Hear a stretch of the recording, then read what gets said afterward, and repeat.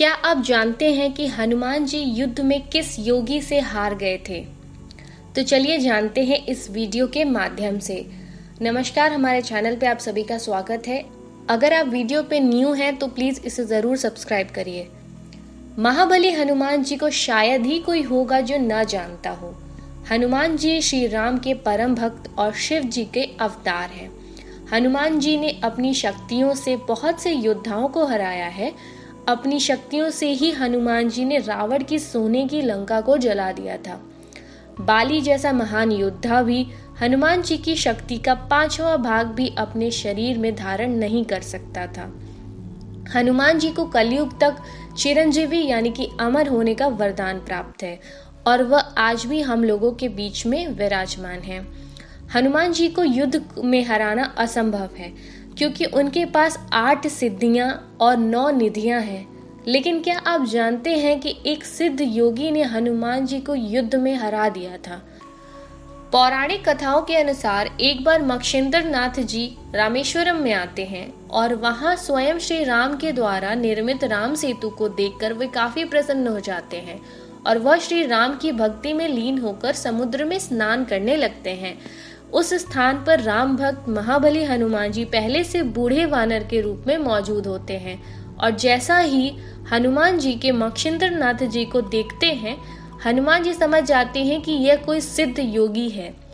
तब हनुमान जी मक्षिंद्र नाथ जी की शक्ति की परीक्षा लेने की सोचते हैं और हनुमान जी अपनी शक्ति से वहां पर जोरदार बारिश करवाने लगते हैं।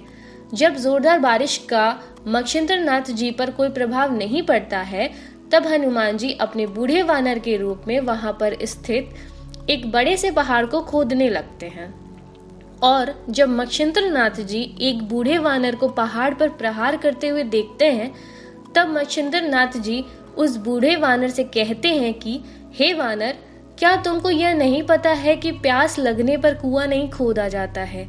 तो बारिश आने से पहले ही अपने सर पर छत का इंतजाम कर लेना चाहिए था।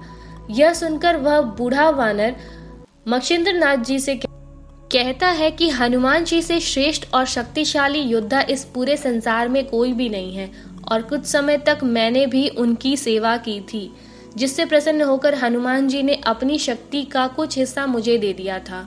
यदि आप इतने शक्तिशाली हैं तो आप मुझसे युद्ध कीजिए और मुझे युद्ध में पराजित कीजिए, वरना स्वयं को योगी कहना छोड़ दीजिए।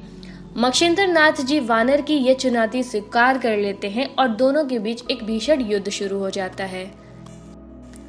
युद्ध शुरू होते ही हनुमान जी आकाश में उड़ने लगते हैं और मक्षिंद्र नाथ जी पर पहाड़ों और चट्टानों से वार करते हैं। पहाड़ों और चट्टानों को अपनी तरफ आता देख मक्षिंद्र नाथ जी अपनी मंत्रों की शक्ति का इस्तेमाल करके सभी पहाड़ों और चट्टानों को आसमान में ही रोक देते हैं। यह देखकर हनुमान जी को क्रोध आ जाता है और हनुमान जी वहां स्थित सबसे बड़े पर्वत को अपने हाथ में उठाकर मक्षिंद्र नाथ जी पर फेंकने के लिए आगे बढ़ते हैं। यह देखकर मक्षिंद्र नाथ जी अपने बचाव के लिए हाथों में जल लेकर वाताकर्षण मंत्र का प्रयोग करके जल हनुमान जी के ऊपर फेंक देते हैं। मंत्र की शक्ति के कारण हनुमान जी आसमान में ही स्थिर हो जाते हैं और उनका शरीर हिलने में असमर्थ हो जाता है।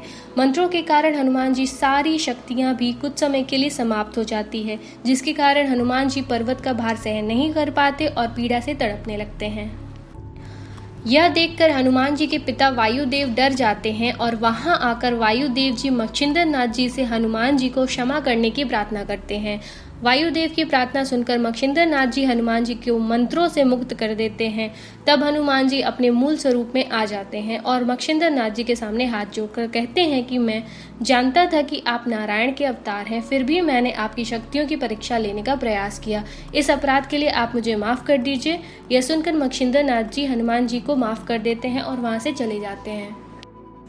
आशा करते हैं कि आपको ये स्टोरी अच्छी लगी होगी। अगर पसंद आई है तो इसे लाइक, शेयर और सब्सक्राइब जरूर करें। Thanks for watching. Please stay tuned.